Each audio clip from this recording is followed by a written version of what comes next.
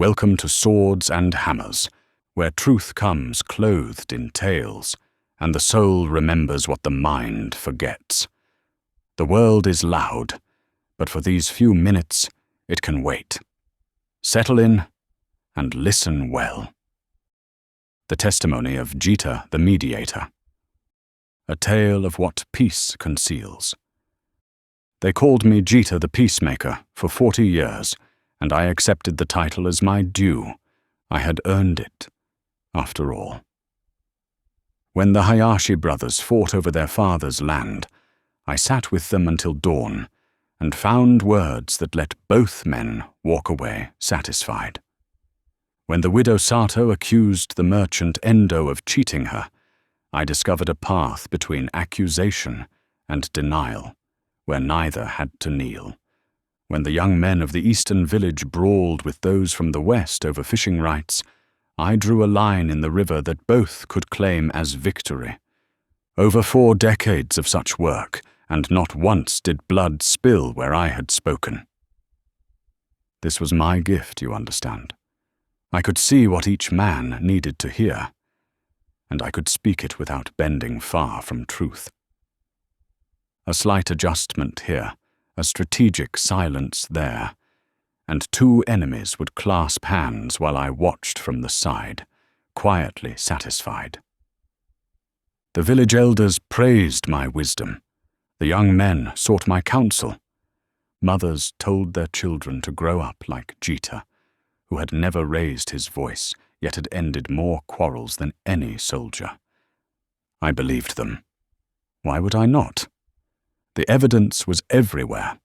Reconciled neighbors, functioning markets, marriages that did not shatter on the rocks of family feuds. Years without blood. What greater proof of peace could exist? But there was one matter I could not settle, and it followed me like a shadow, even on bright days. My son Kenji left our house when he was 17, and he did not look back. The quarrel between us was small at first. I cannot even remember its seed now. A tone of voice, perhaps. A disrespect he showed his mother.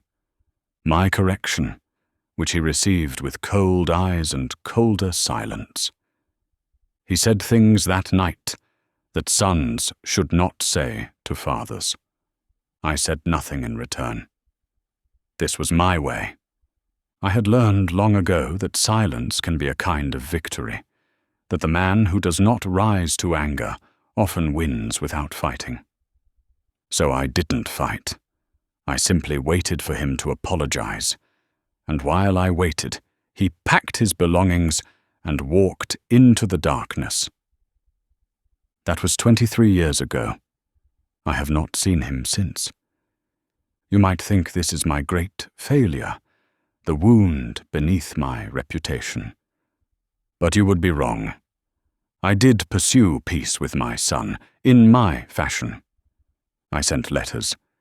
He did not answer. I asked mutual acquaintances to carry words of reconciliation. They returned with silence. I told myself that I had done what depended on me, that the failure was his, that a man cannot make peace with someone who refuses it. This is what I believed. This is what I told the village when they asked, delicately, why Jita the Peacemaker could not make peace in his own house. I almost believed my own answer.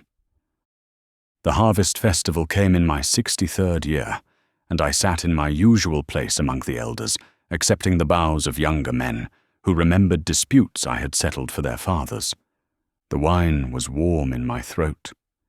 The lanterns swayed in a breeze that carried the smell of roasting fish. I was, as I had been, for as long as I could remember, satisfied.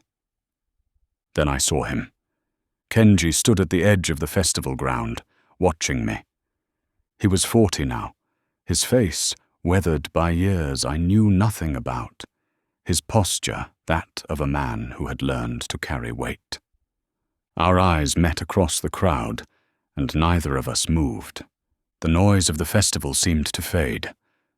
I was aware only of the distance between us, perhaps 30 steps, perhaps a lifetime. I knew what I should do. I was Jita, the Peacemaker. I should rise, cross that distance, speak the words that would end 23 years of silence. This was my gift. This was what I did for strangers. But my legs wouldn't move. You see, with strangers I could adjust the truth. I could find the words each man needed to hear, the slight angle that made reconciliation possible without either party having to fully bow. But Kenji knew the truth. He had been there. He knew that my silence that night was not wisdom, but ice. He knew that I had waited for his apology because I could not bear to offer mine. He knew that my letters were crafted like treaties, full of conditional language, offering reconciliation on terms that preserved my dignity. With Kenji, I could not mediate. I could only confess. And confession requires kneeling in a way that mediation never does. I sat frozen while my son watched me. The moment stretched like a blade being drawn. And then something happened that I did not expect. A woman I did not know approached Kenji and spoke to him. His wife, perhaps. He turned to answer her, and when he looked back toward my place among the elders, his face had changed. It was closed now. The window had shut. He took the woman's arm and walked away into the crowd. I told myself he had rejected me. I told myself I had been ready to rise, that he had turned away too quickly. I told myself that I had done what depended on me, that the failure was his. But later, alone that night, staring at the ceiling of my house, I could not maintain the lie. I had not risen. I had not crossed the distance. I had sat among the elders like a man carved from stone. I was waiting for my son. I was waiting for him to return to me, because that was what I had always done. A lifetime of making peace, and I had never once truly made peace. I had only arranged truces. I had only managed silences. I had only found paths that let men avoid the hard words without ever speaking them. The widow Sato still believed Endo had cheated her. She simply no longer said so. The Hayashi brothers still resented each other over their father's land. They simply divided the resentment with a property line. The young men of the eastern and western villages still nursed their grievances. They simply nursed them on opposite sides of the river. I had not healed anything. I had only hidden the wounds under clean bandages and called it medicine. There is a kind of peace that costs nothing, and it is worth what it costs. I know this now. The peace that God calls blessed is not the peace of managed silences and strategic omissions. It is the peace that requires you to speak the truth you would rather leave unspoken. It is the peace that demands that you cross the distance, even when crossing exposes your own guilt, especially then. It is the peace that kneels, because kneeling is the only posture in which genuine reconciliation can be received. I was 63 years old before I understood that my gift was not a gift at all. It was a technique for avoiding the one thing that peace requires: the death of pride. The next morning, I asked the elders where my son was staying. They looked at me strangely, Jita the Peacemaker, asking for directions like a lost traveler. They told me. The walk to the inn where Kenji lodged was not long. Perhaps 300 steps, but I will tell you that I have never walked a harder road. Each step required me to surrender something. My reputation, my certainty, my carefully maintained ignorance about my own heart.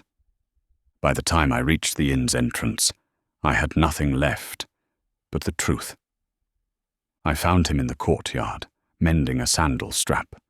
He looked up and saw me, and his face went still. I did not adjust my words. I did not seek the angle that would preserve my dignity. I knelt in the dust of that courtyard before my son and anyone who might be watching, and I said the only thing I had refused to say for 23 years. I was wrong. I was wrong, and I am sorry. And I have come to ask if you will forgive your father. The silence that followed was different from all the silences I had managed in my life. This silence was not a truce. This silence was a space where something new might grow, or might not. The outcome was not in my hands, but for the first time in my lifetime, I truly had made peace. Not arranged it, not mediated it, made it, with my own knees in the dust and my own pride, finally, blessedly, dead. Selah.